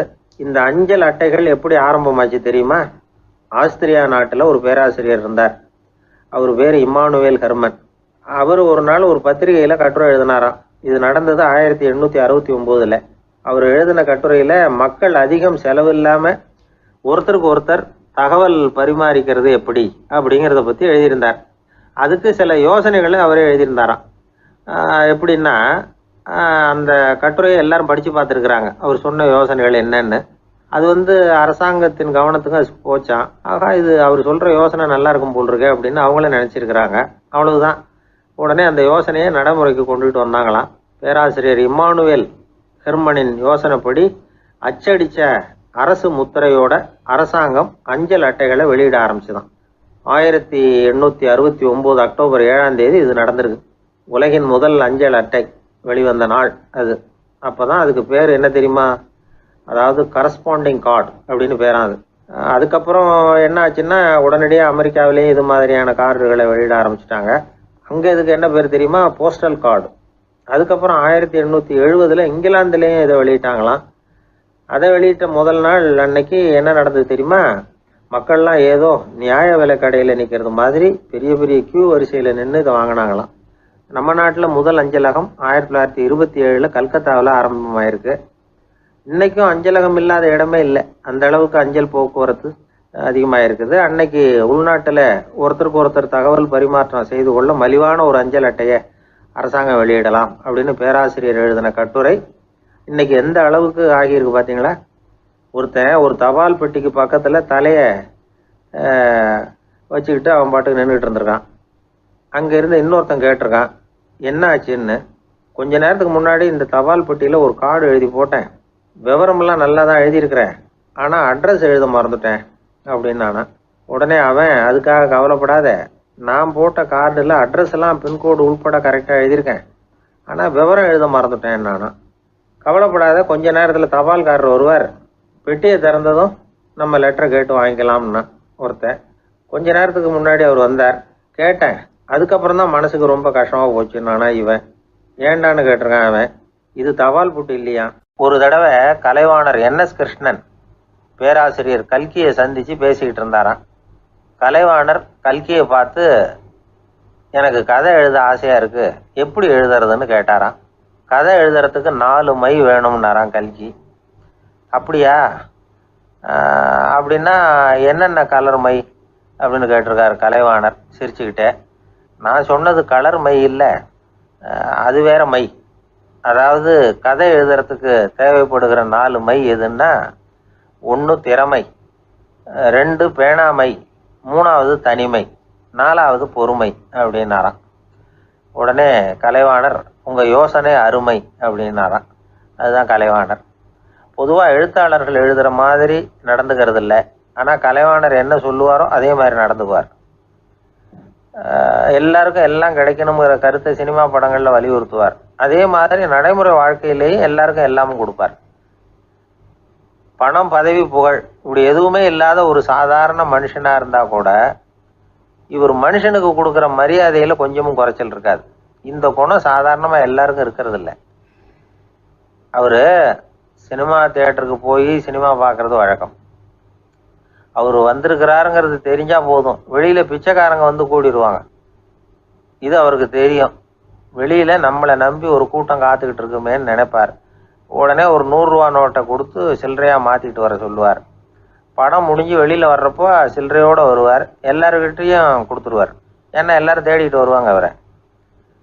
என்ன எல்லாரும் சௌக்கியமாக இருக்கிறீங்களா அப்படின்னு பிரியமாக விசாரிப்பார். ஏதோ ரொம்ப நெருங்கின சொந்தக்காரங்களை விசாரிக்கிறது மாதிரி விசாரிப்பார். தன்கிட்ட இருக்கிற சில்லறையை எல்லாருக்கும் சமமாக பிரித்து கொடுத்துட்டு தான் அங்கேருந்து புறப்படுவார். ஒரு நாள் அது மாதிரி புறப்படுற சமயத்தில் ஒரு சின்ன பையனுக்கு சில்லறை எதுவும் கிடைக்கல கொடுக்கறதுக்கு. இது கலைவாணருக்கு தெரியாது. காரில் ஏறி புறப்பட்டு போயிட்டார். அந்த பையன் காரை பிடிச்சிக்கிட்டு பின்னாடியே ஓடிச்சாந்துருக்கிறான். ஐயா, நீங்களே இல்லைன்னு சொன்னால் நான் என்ன பண்ணுறது, இன்னைக்கு பட்னி தான், அம்மாவுக்கு வேற உடம்பு சரியில்லை அப்படின்னு கத்திக்கிட்டே ஓடியாந்தானா. கலைவாணர் கவனிச்சுட்டார். உடனே காரை நிறுத்த சொன்னார், இறங்கினார். அந்த சின்ன பையனை கட்டி பிடிச்சிக்கிட்டு என்னை மன்னிச்சுக்கப்பா, நான் கவனிக்காமல் வந்துட்டேன் அப்படின்னு சொல்லி அழ ஆரம்பிச்சிட்டாராம்.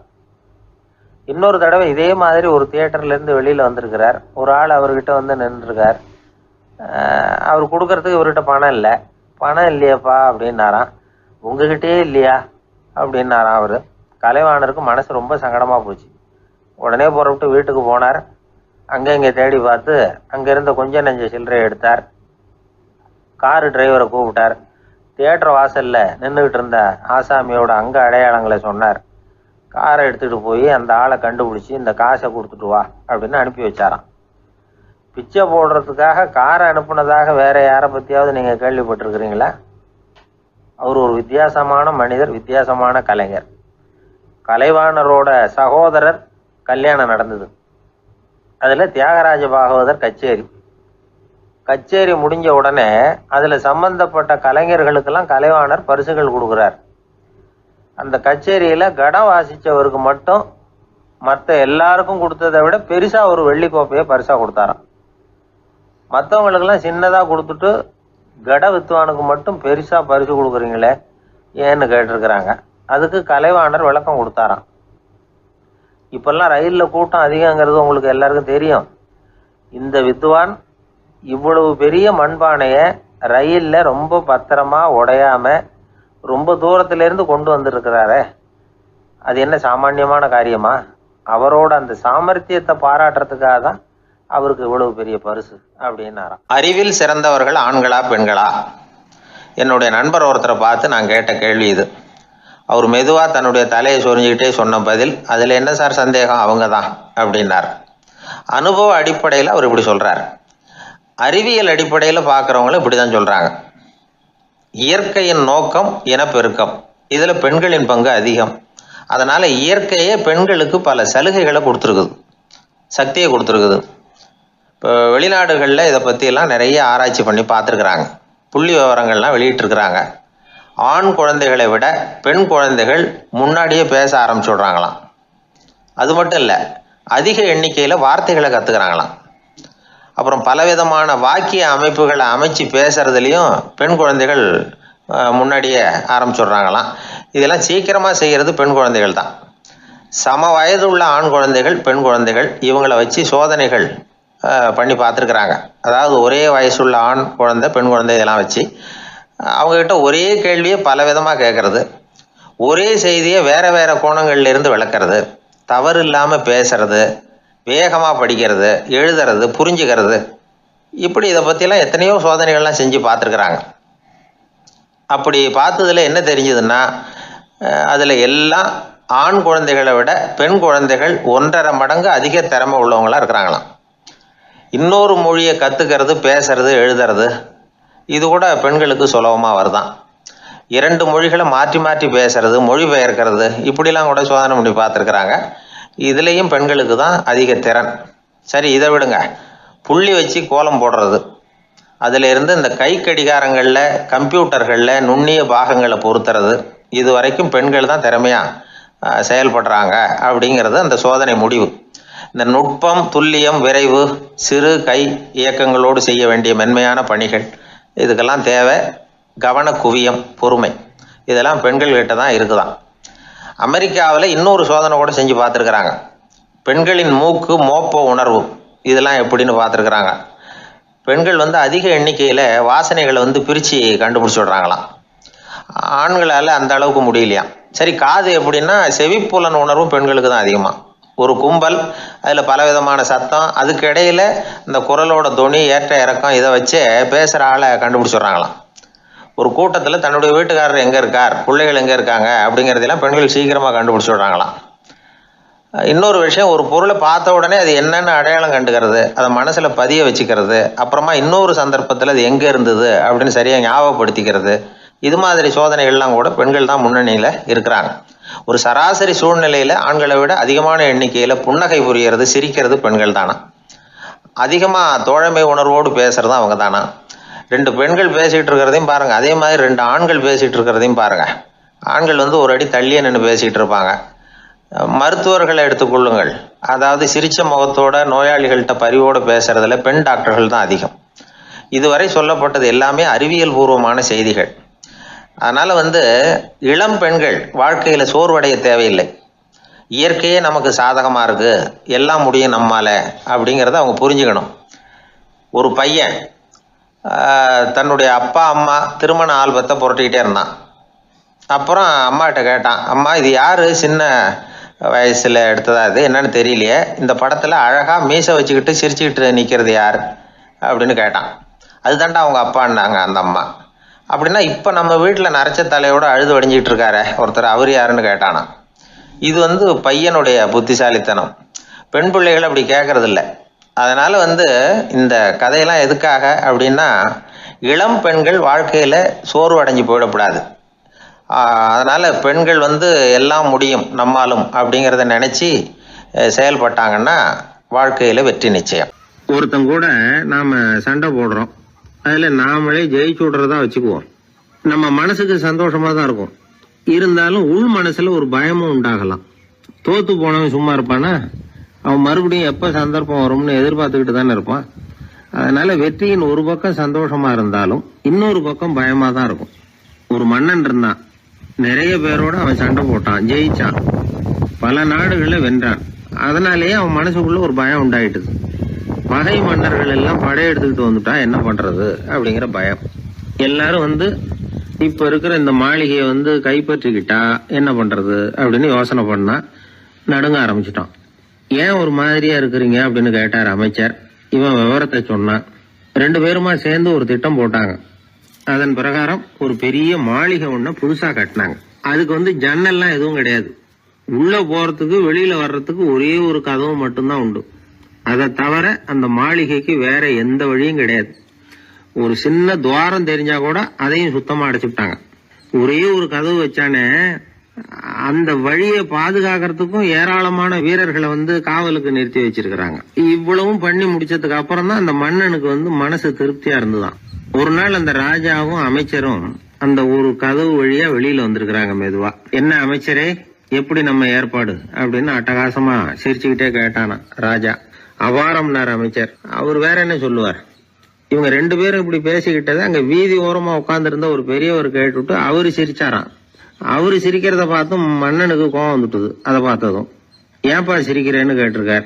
அதுக்கு அந்த பெரியவர் சொன்னாராம், ரொம்பவும் புத்திசாலித்தனமா தான் இந்த மாளிகையை கட்டி இருக்கிறீங்க, ரொம்ப பாதுகாப்பா தான் இருக்குது, இருந்தாலும் ஒரு குறை தெரியுதுன்னார். என்னன்னு கேட்டார் அவரு. வேற வழியே வைக்காம மாளிகை கட்டின நீங்க என்னத்துக்காக ஒரே ஒரு வழி மட்டும் வச்சிருக்கிறீங்க? அந்த வழியா எதிரிகள் நுழைஞ்சுட்டா என்ன பண்ணுவீங்க அப்படின்னார். என்ன பண்றதுன்னார் அவரு. அதையும் ஒரு கருங்கல் சுவர் எழுப்பி சுத்தமா அடைச்சு விடுங்க, அதுதான் நல்லது. அதுக்கப்புறம் எதிரிகள் பயம் கொஞ்சம் கூட இல்லாம நீங்க உள்ள உட்காந்துக்கலாம், அதுதான் ரொம்ப பத்திரம் அப்படின்னார். மன்னன் யோசனை பண்ணி பார்த்தான். பளிச்சுன்னு ஒரு யோசனை தோணுச்சு. அது சரி, நீங்க சொல்றது மாதிரி அந்த ஒரு வழியையும் அடைச்சுட்டா இந்த மாளிகைங்கிறது ஒரு கல்லறை மாதிரி ஆயிடுமே அப்படின்னாராம். இப்ப மட்டும் இது எப்படி இருக்குதுன்னு நினைக்கிறீங்க? கல்லறை மாதிரி தானே இருக்குது அப்படின்னார் பெரியவர். எதிரி உங்களை சாகடிக்கலைன்னாலும் நீங்களா ஒரு நாள் சாகத்தானே போறீங்க அப்படின்னார். அதுக்கப்புறம் கொஞ்சம் விளக்கமும் கொடுத்தார். உங்க மாளிகையில எவ்வளவு ஜன்னல்களும் கதவுகளும் இருக்குதோ அந்த அளவுக்கு வெளி உலகத்தோட உங்களுக்கு தொடர்பு இருக்கு. அந்த அளவுக்கு உங்க வாழ்க்கையில ஒரு இயக்கம் இருக்குது. கதவுகளை மூட மூட வாழ்க்கையும் அடப்பட்டு போடும். நான் கூட ஒரு காலத்துல மாளிகையில தான் இருந்தேன். அதோட சுவர்கள் இருந்ததுல அதை எவ்வளவுதான் தள்ளி தள்ளி போட்டாலும் என்னுடைய வாழ்க்கைக்கு அதெல்லாம் ஒரு எல்லை கோடுகள் மாதிரி தெரிஞ்சுது. அதை உணர்ந்தேன். வாழ்வுக்கு எல்லையே இருக்கக்கூடாதுன்னு நினைச்சேன். அதனாலதான் இப்படி இங்க உட்காந்துட்டேன். இப்ப என்னுடைய வாழ்வுக்கு வானம்தான் கூரை, இந்த நிலம்தான் என்னுடைய மாளிகை. இப்பதான் வாழ்க்கையை முழுமையா என்னால உணர முடியுது, அனுபவிக்க முடியுது அப்படின்னாரு அந்த பெரியவர். அந்த அரசர் ஒரு பெரிய தத்துவத்தை புரிஞ்சுக்கிட்டாராம்.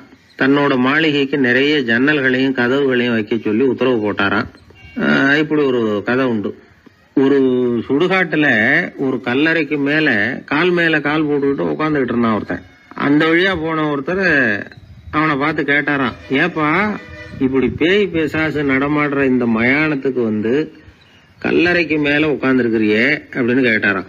எவ்வளவு காலம் தாங்க உள்ளேயே இருக்கிறது, ஒரே புழுக்கமா இருந்தது, அதுதான் காத்து வாங்கலாம்னு வெளியில உட்கார்ந்துருக்கிறேன் அப்படின்னு நானா. அந்த எப்பவும் சுத்தமா இருக்கணும், அதுதான் நல்லதுன்னு ஒருத்தர். நான் அப்படித்தான் சார் இருக்கிறேன், தினம் 2 வேளை சோப்பு போட்டு குளிக்கிறேன் இன்னொருத்தர். உடம்பு மட்டும் சுத்தமா இருந்தா போதாது சார், மனசும் சுத்தமா இருக்கணும்னாரு அவரு. மனசை சுத்தப்படுத்துறதுக்கு என்ன சோப்பு சார் போடலான்னு கேட்டாரு இவர். ஆன்மீகம்ங்கிற சோப்பு தான் அதுக்கு பொருத்தம்னாரு அவர். ஆன்மாவை மேம்படுத்துகிற ஒரு முயற்சி தான் ஆன்மீகம்ங்கிறது. அந்த முயற்சியை எப்படி பண்றது? மனசுக்குள்ள குந்தி இருக்கிற வேண்டாத விருந்தாளிகளை எல்லாம் வெளியேற்றணும். வேண்டாத விருந்தாளிகள்ல முக்கியமான ஒருத்தர் யாருன்னா அவர் பேர் பொறாமை. இவரு நம்ம மனசுக்குள்ள இருக்கிற வரைக்கும் நாம நிம்மதியா இருக்க முடியாது. ஒரு குருநாதர் இருந்தார். அவர்கிட்ட 2 சீடர்கள் இருந்தாங்க. 2 பேரும் ஆரம்பத்துல ஒருத்தருக்கு ஒருத்தர் நல்லபடியா தான் பழகிட்டு இருந்தாங்க. ஆனாலும் என்னமோ தெரியல, கொஞ்ச நாள்ல இந்த 2 பேர்ல ஒருத்தன் மனசுக்குள்ள பொறாமைங்கிற விருந்தாளி உட்கார ஆரம்பிச்சுட்டார். அந்த சீடனும் அதுக்கு இடம் கொடுத்துட்டான். குரு கிட்ட தான் நல்ல பேர் வாங்கணும் அப்படின்னும் தன்னுடைய நண்பன் கெட்ட பேர் வாங்கணும் அப்படின்னு அவனுக்கு ஒரு ஆசை வந்துட்டுது. என்ன பண்ணலாம்னு யோசனை பண்ணான். ஒரு நாள் விடியற் காலையில எழுந்திருச்சான். நேரா குரு கிட்ட போய் அவர் முன்னாடி நின்னான். குருவே, என்ன பாருங்க, நான் எவ்வளவு சீக்கிரமா எழுந்திருச்சு குளிச்சு முடிச்சுட்டு உங்களை வணங்குறதுக்காக நிக்கிறேன். ஆனா அவன் இருக்கானே, இன்னமும் கண்ணு முழிக்கவே இல்லை, தூங்கிக்கிட்டே இருக்கிறான், தூங்கு மிஞ்சி அப்படின்னா. குருநாதர் நிமிந்து பார்த்தார். அப்படியா?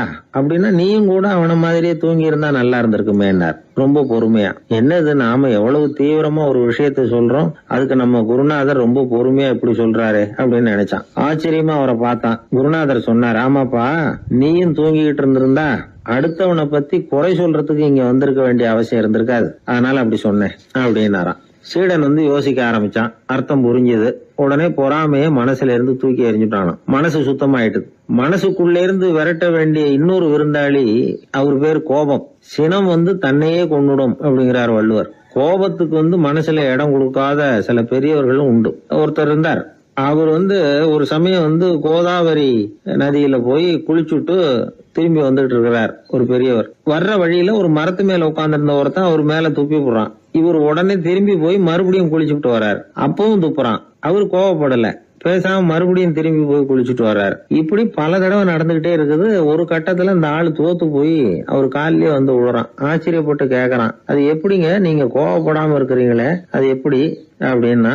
அதுக்கு அந்த பெரியவர் சொன்னாராம், நான் கோவப்பட்டிருந்தா என் மனசு அசுத்தமா இருக்கும். உடம்பு அசுத்தமான குளிச்சு சுத்தப்படுத்திக்கலாம், மனசை அப்படி சுத்தப்படுத்த முடியாது, அது கொஞ்சம் கஷ்டம் அப்படின்னாராம். ஆக கூடி மனசு அசுத்தமாகாம பாத்துக்க வேண்டியது நம்ம கடமை.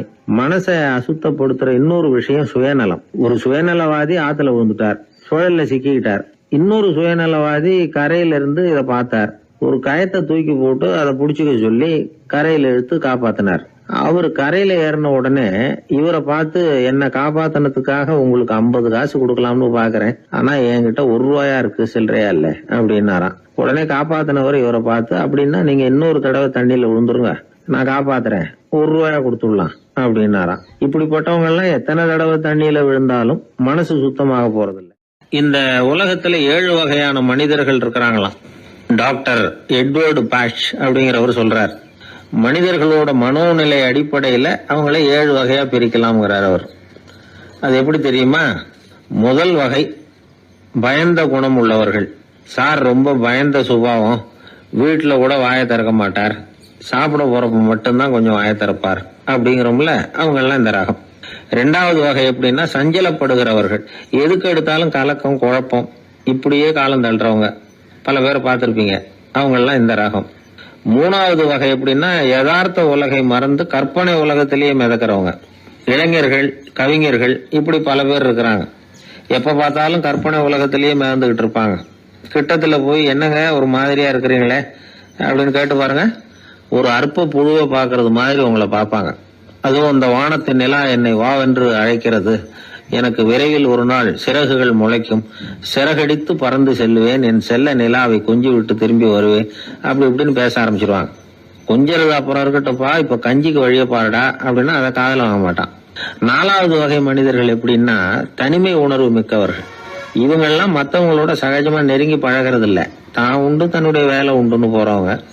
அடுத்த வீட்டுல இருக்கிறது யாருன்னு கேட்டா கூட அடுத்த வீடுன்னு ஒண்ணு இருக்கா அப்படின்னு கேட்பாங்க. அவங்க கிட்ட மேற்கொண்டு என்னத்தை பேசுறது. 5வது வகை மனிதர்கள் எப்படின்னா மற்றவர்கள் செல்வாக்குக்கு உட்பட மறுப்பவர்கள்.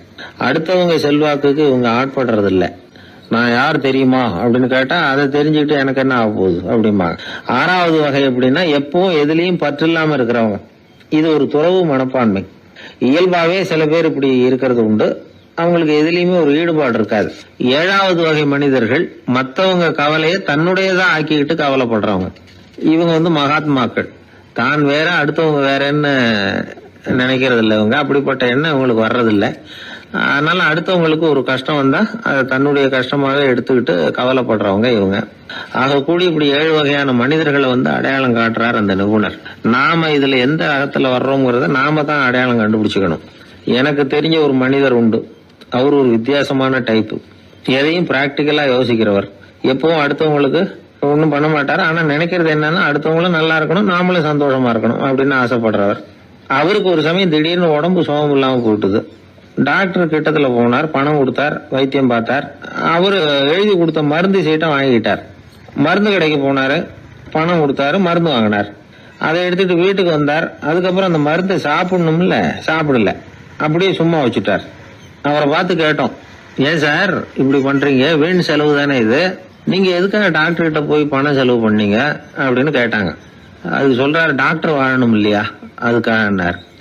சரி, அதுக்கப்புறம் என்னத்துக்கு மருந்து வாங்கினீங்க அப்படின்னு கேட்டா, மருந்து கடைக்காரர் வாழணும் இல்லையா அதுக்காக அப்படின்னார். சரி, அப்புறம் ஏன் வாங்கின மருந்தை சாப்பிடாம வச்சிருக்கிறீங்க அப்படின்னா, நான் வாழணும் இல்லையா அதுக்காக அப்படின்னாராம் அந்த ஆள். ஒரு பூங்கா, அங்க ஒருத்தர் நின்றுட்டு இருக்கிறார், ஏதோ ஆழ்ந்த யோசனையில இருக்கிறார். அந்த பக்கமா இன்னொருத்தர் வந்தார், இவரை கவனிச்சார். என்ன யோசனைன்னு கேட்டார். எப்படி எழுந்திருக்கிறதுன்னு யோசனை பண்ணிட்டு இருக்கிறேன்னாரு. அவர் கேட்டவருக்கு ஒரு மாதிரி ஆயிட்டது. ஏற்கனவே நின்றுகிட்டு இருக்கிற ஒருத்தர் எப்படி எழுந்திருச்சு நிக்கிறதுன்னு யோசிக்கிறாருன்னா அது ஆச்சரியம் தானே. அதுக்கப்புறம் இவர் யோசிக்க ஆரம்பிச்சார், என்ன இவர் இப்படி பேசுறாரு அப்படின்னு. கீழே விழுந்தாதானே எழுந்திருச்சு நிக்க முடியும். எழுந்திருக்கணும்னு நினைக்கிறவங்க முதல்ல கீழே விழணும். இவர் முதல்ல கீழே விழணும், அதுக்கப்புறம் தான் எழுந்திருக்கிறது எப்படின்னு சிந்திக்க முடியும். இந்த உலகத்துல எல்லாருமே கீழே விழுந்து எழுந்தவர்கள் தான். இப்ப இந்த குழந்தை பருவத்துல கீழே விழாம நடைபயில கற்றுக்கிட்டவங்க யாராவது உண்டா? சின்ன வயசுல ஒரு தடவை கூட கீழே விழல சார், அப்படியே பிறந்தாரு, வளர்ந்தாரு, பெரியவர் ஆயிட்டார் அப்படின்னு யாரையும் சொல்ல முடியாது. மனுஷங்கிறவன் விழுந்து புரண்டு எழுந்துதான் நடக்க கத்துக்கிறான். ஒரு உண்மையை நாம எல்லாரும் புரிஞ்சுக்கணும். இந்த உலகத்துல தவறு செய்யாத மனிதர்களே யாரும் கிடையாது. அப்படி இருக்கிறப்போ எப்போதாவது நாம தவறு பண்ணிவிட்டோம்னா அதுக்காக மனசு உடைஞ்சு போயிடக்கூடாது, வாழ்க்கையில வெறுப்பு வந்துடக்கூடாது. தவறு நடந்துட்டுதா அதுக்காக மனசு உடைஞ்சு போடாதீங்க, அதை ஒரு பாடமா எடுத்துக்கங்க. அதே தவறு மறுபடியும் நடக்காம வேணும்னா பாத்துக்கலாம், அது போதும். தடைக்கல்ல படிக்கெல்லாம் மாத்திக்கணும், இதுதான் இதுல முக்கியம். ஒரு அலுவலகம், அங்க ஒரு அதிகாரி, அவர் உயர்ந்த பதவியில் இருந்தார், சிறந்த நிர்வாகின்னு பேர் வாங்கினவர். அவர் தனக்கு கீழே வேலை செய்யறவங்க கிட்ட எல்லாம் சொல்லுவாராம், இந்த நிறுவனத்துல நீங்க எத்தனை தடவை வேணும்னாலும் தவறுகள் செய்யலாம், ஒரே விஷயம் என்னன்னா ஒரே தவறை மறுபடியும் செய்யக்கூடாது, அது முக்கியம் அப்படின்பாராம். இத மேம்போக்கா பார்த்தா அவர் ஏதோ தன்னுடைய ஊழியர்களை தவறு செய்ய தூண்டுறது மாதிரி தெரியும். ஆனா உண்மை அப்படி இல்ல. இன்னைக்கு என்ன நடக்குது தெரியுமா? அநேகமா எல்லா மனிதர்களுமே ஒரே தவறை தான் மறுபடியும் செய்யறாங்க. விளையாட்டு வீரர்கள் ஒரே மாதிரியான தவறுகளை திரும்ப திரும்ப செய்யறது உண்டு. கணக்கு எழுதுறவங்கள பாருங்க, ஒரே தப்ப மறுபடியும் செய்வாங்க. அலுவலகம் வருகிறவர்களை கவனிங்க, ஒரு நாள் தாமதமா வந்தா பரவாயில்ல, தினமும் தாமதமா வருவாங்க. இது மாதிரி செய்த தவறையே திரும்ப திரும்ப செய்யறதுக்கு என்ன காரணம்? ஞாபக மறதி, கவனக்குறைவு, தன்னுடைய திறமை பேர்ல அளவுக்கு மீறிய நம்பிக்கை, இப்படி இதுல ஏதாவது ஒரு காரணமா இருக்கலாம் அப்படிங்கிறாங்க இது பற்றி ஆய்வு செய்கிற வல்லுநர்கள்.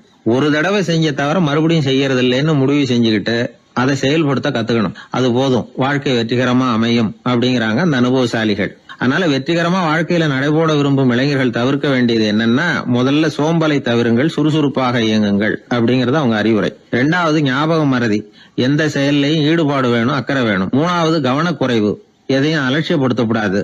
4வது என்னால முடியாதது எதுவுமே கிடையாது அப்படிங்கிற அளவுக்கு மீறிய நம்பிக்கை, அது ஆபத்துல கொண்டு போய் விட்டுரும். முதல் தவறு உங்களுக்கு ஒரு பாடமா அமையணும். ஒரு மனிதர் அவர் தன்னுடைய 2 காதுலயும் கட்டு போட்டுக்கிட்டு வந்தார். அவருடைய நண்பர் அதை கவனிச்சுட்டாரு. என்ன சார் ஆச்சு, 2 காதுலயும் கட்டு போட்டுருக்கீங்களே அப்படின்னு விசாரிச்சார். ஒண்ணுமில்ல சார், வீட்டுல ரொம்ப ஆர்வமா டிவியில கிரிக்கெட் மேட்ச் பாத்துக்கிட்டு இருந்தேன். இப்போ என்னுடைய மனைவி துணிகளுக்கு அயன் பண்ணிட்டு இருந்தாங்க. அயன் பாக்ஸ் அப்படியே வச்சுட்டு அடுப்பங்கரைக்கு போயிட்டாங்க. அந்த சமயம் பார்த்து டெலிபோன் பண்ணி அடிச்சது. அவசரமா ஓடி போய் அதை எடுத்து காதுல வச்சேன். அப்பதான் தெரியும் அது அயன் பாக்ஸ்ங்கிற விஷயம். சூடா இருந்ததா, சுட்டு விட்டுது அப்படின்னாரு. ஒரு காது சரி சார், 2 காது ஏன் அப்படி ஆச்சு அப்படின்னு கேட்டார். அதே ஆளு மறுபடியும் போன் பண்ணா சார் அப்படின்னாரு. இவர் எவ்வளவு தூரம் யோசிச்சிருப்பாரு பாருங்க. தவறு மறுபடியும் நடக்கக்கூடாது, முதல் தவறு உங்களுக்கு ஒரு பாடமாக அமையட்டும் அப்படிங்கறது தான் இதுல இருந்து நாம தெரிந்து கொள்ள வேண்டிய கருத்து. அதனால தவறுகள் அதெல்லாம் தடைக்கெல்லாம் நினைக்க வேண்டாம், படிக்கெல்லாம் நினைப்போம். அப்படி நினைச்சோம்னா வாழ்க்கையில வெற்றி நிச்சயம். காசி தேசத்துல ஒரு வேடன் இருந்தானா, அவன் வழக்கம் போல காட்டுக்கு வேட்டையாட போயிருக்கிறான். ஒரு மானுக்கு நேரா குறி பார்த்து அம்பை விட்டுருக்கான். குறி தவறி போய் அந்த அம்பு ஒரு பெரிய மரத்து மேல போய் குத்திக்கிட்டுது. விஷம் தடவுன அம்பு, அதனால மரம் வீணா போயிட்டுது. அதுல இருந்த இலை காய் எல்லாம் உதிர ஆரம்பிச்சுட்டுது. கொஞ்ச நாள்ல அந்த மரம் பூரா காஞ்சி அப்படியே பட்டு போச்சு. அந்த மரத்துல ஒரு பொந்து, அதுல ஒரு கிளி ரொம்ப காலமா இருந்துகிட்டு இருக்குது. அந்த மரம் நல்லபடியா வளமா இருந்த காலத்துல நிறைய பறவைகள் அதுல தங்கி இருந்தது. மரம் காய ஆரம்பிச்சதும் அந்த பறவையெல்லாம் யோசிக்க ஆரம்பிச்சது, சரி இனிமே இந்த மரம் நமக்கு சரிபட்டு வராது, வேற இடம் பார்க்க வேண்டியதுதான் அப்படின்னு நினைச்சு ஒவ்வொன்னா பறந்து போக ஆரம்பிச்சுட்டுது. கடைசியில தங்கி இருந்தது அந்த ஒரு கிளி மட்டும்தான். அது அந்த மரத்தை விட்டுட்டு எங்கேயும் போறதுக்கு பிரியப்படலை. ஏன்னா அதுக்கு அந்த மரத்து மேல அவ்வளவு அன்பு. இறை தேடுறதுக்கு கூட அந்த கிளி வெளியே போறதில்ல. சாப்பிடாம இருந்தா உடம்பு என்னத்துக்கு ஆகும்? கிளி ரொம்ப வாடி போயிட்டுது, சத்தம் போட்டு கத்த கூட அதால முடியல. அந்த கிளி இப்படி நடந்துக்கிறது தேவலோகத்துல இருந்த இந்திரனுக்கே ரொம்ப ஆச்சரியமா இருந்ததுதான். நேர்ல போய் அந்த கிளியை பார்த்துட்டு வந்தா தேவையில்லைன்னு தோணுச்சு அவனுக்கு. உடனே தேவலோகத்தில இருந்து புறப்பட்டு பூலோகத்துக்கு வந்து சேர்ந்தான் இந்திரன். ஒரு சாதாரண மனுஷன் மாதிரி அந்த கிளிக்கு முன்னாடி போய் நின்னான். ஏ கிளியே, உனக்கு என்ன பைத்தியமா? இந்த மரத்துல இலையும் இல்ல காயும் இல்ல, கிளையெல்லாம் காஞ்சி போய் எப்போ ஒடிஞ்சு விழலாம்னு நேரம் பார்த்துக்கிட்டு இருக்குது. நீ இன்னமும் இதையே கட்டிக்கிட்டு அழுதுகிட்டு இருக்கிறிய. உன் கூட இருந்த மற்ற பறவைகள்லாம் பாத்தியா? இதே காட்டுல உள்ள செழிப்பான மரங்கள்ல போய் கூடு கட்டிக்கிட்டு சுகமா இருந்துகிட்டு இருக்கு. நீ மட்டும் ஏன் இப்படி கஷ்டப்படணும் அப்படின்னு கேட்டான் இந்திரன். கிளியை சும்மா சோதிக்கிறதுக்காக தான் அப்படி கேட்டிருக்கான். அந்த கிளிக்கு தவ வலிமை அதிகம், அதனால வந்திருக்கிறது இந்திரன் தாங்கிறது அதுக்கு புரிஞ்சு போச்சு. தேவேந்திரா, நான் இந்த மரத்துலதான் பிறந்தேன் வளர்ந்தேன். சின்ன வயசுல இருந்து என்னை வளர்த்து காப்பாத்தி ஆளாகினது இந்த மரம் தான். எனக்கு பசி எடுத்தப்போ பழம் கொடுத்தது இந்த மரம் தான். எனக்கு ஆபத்து வந்தப்போ அடைக்கலம் கொடுத்தது இந்த மரம் தான். இப்ப இந்த மரம் கஷ்ட திசையில இருக்குது. இந்த நேரத்துல நான் மட்டும் நல்லா இருந்தா போதும்னு நினைக்கலாமா? அது சுயநலம் இல்லையா? இப்படி இது துன்பப்படுற காலத்துல நானும் இது கூட இருந்து துன்பத்தை சகிச்சுக்கிறது தான் நியாயம். உதவி செஞ்சவங்களை உதறி தள்ளுறது நல்லது இல்லைங்கிறது உங்களுக்கே தெரியும். என்னோட நல்ல விரதத்தை குலைக்கிறது மாதிரி அல்லவா இருக்குது நீங்க சொல்றது. தேவர்களுக்கு ஏற்படுற சந்தேகங்களையே தீர்த்து வைக்கக்கூடிய நிலைமையில இருக்கிற நீங்க எனக்கு இப்படி உபதேசம் பண்ணலாமா அப்படின்னு கேட்டுதான் கிளி. இந்திரனுக்கு ரொம்ப மகிழ்ச்சி. இத கேட்டதும் கிளியே, நண்பர்கள்னா உன்ன மாதிரி இருக்கணும். பொதுவா ஒருத்தர் நல்லா இருக்கிறப்போ அவரை சுத்தி நிறைய பேர் இருப்பாங்க. அவர் கொஞ்சம் வீணா போயிட்டா அத்தனை பேரும் ஓடி போடுவாங்க. நீ அது மாதிரி இல்ல. சுகத்தையும் துக்கத்தையும் சமமா எடுத்துக்கிட்ட. உன்னை பாராட்டுறேன். உனக்கு விருப்பமான வரம் ஏதாவது கேளு தரேன் அப்படின்னாராம் இந்திரன். கிளி என்ன வரம் கேட்டது தெரியுமா? இந்த மரம் மறுபடியும் முன்னாடி இருந்தது மாதிரியே இலை பூ கனிகளோட செழிப்பா இருக்கணும் அப்படின்னு கேட்டுக்கிட்டுதான். அப்படியே தந்தேன்னாரு இந்திரன். அடுத்த வினாடியே மரம் முன்னாடி இருந்ததை விட செழிப்பா பூத்து குலுங்க ஆரம்பிச்சுட்டுது. அந்த கிளியும் ரொம்ப நாள் சந்தோஷமா வாழ்ந்துட்டு அதுக்கப்புறம் இந்திரலோகம் போய் சேர்ந்துதான். மகாபாரதத்துல பீஷ்மர் தர்மருக்கு இந்த கதையை சொல்றார். மற்றவர்கள் துன்பப்படுறப்போ இந்த கிளி மாதிரி எவன் பரிவு கொள்றானோ அவன் மேன்மை அடையிறது நிச்சயம் அப்படின்னு அவர் சொல்றார். சரி, அந்த கதையை இந்த சமயத்துல எதுக்கு சொல்லணும் அப்படின்னா, வயசான காலத்துல அம்மா அப்பாவை கவனிக்காத பிள்ளைங்க காதல இது விழட்டுமேங்கிறதுக்காக தான். மத்தவங்க துன்பப்படுறப்போ பரிவு காட்டினாலே அந்த அளவுக்கு மேன்மை கிடைக்கும்னா, பெத்தவங்க துன்பப்படுறப்போ பரிவு காட்டினா எந்த அளவுக்கு மேன்மைங்கிறத நினைச்சு பார்க்கணும். ஒரு வயசான அப்பா தன்னோட பிள்ளைய பத்தி ரொம்ப மெச்சுக்கிட்டார். என் பிள்ளை எப்பவும் புத்திசாலித்தனமா குடும்பம் நடத்துறான். அவன் சம்சாரம் கோவிச்சுக்கிட்டு பிறந்த வீட்டுக்கு போற அளவுக்கு அவன் நடந்துகிட்டதே இல்லை அப்படின்னார். அப்படிங்களான்னு கேட்டோம் ஆச்சரியமா. ஆமாங்க,